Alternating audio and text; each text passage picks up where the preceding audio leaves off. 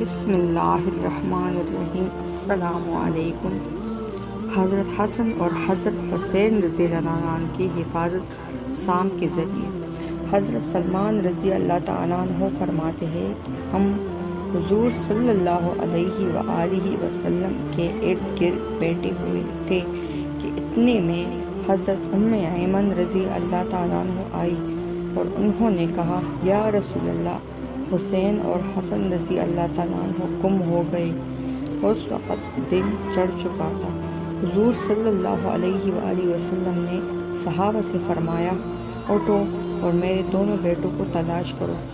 چنانچہ ہر آدمی نے اپنا رستہ لیا اور چل پڑا، اور میں حضور صلی اللہ علیہ وسلم کا رستہ لے کر چل پڑا۔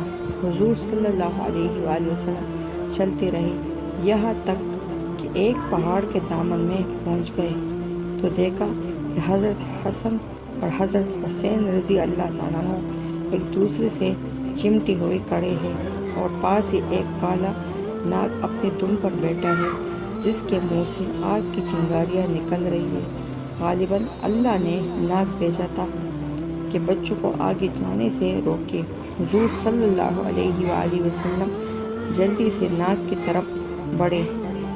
اس ناگ نے حضور صلی اللہ علیہ وآلہ وسلم کو مڑ کر دیکھا اور چل پڑا اور ایک سوراخ میں داخل ہو گیا۔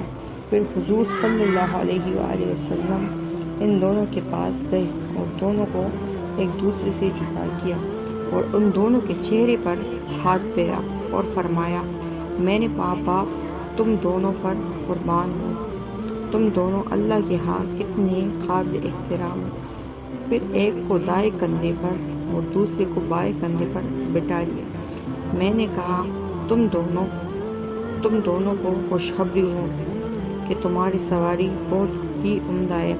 حضور صلی اللہ علیہ وآلہ وسلم نے فرمایا، یہ دونوں بہت عمدہ سوار ہیں اور ان کے والد ان دونوں سے بہتر ہے۔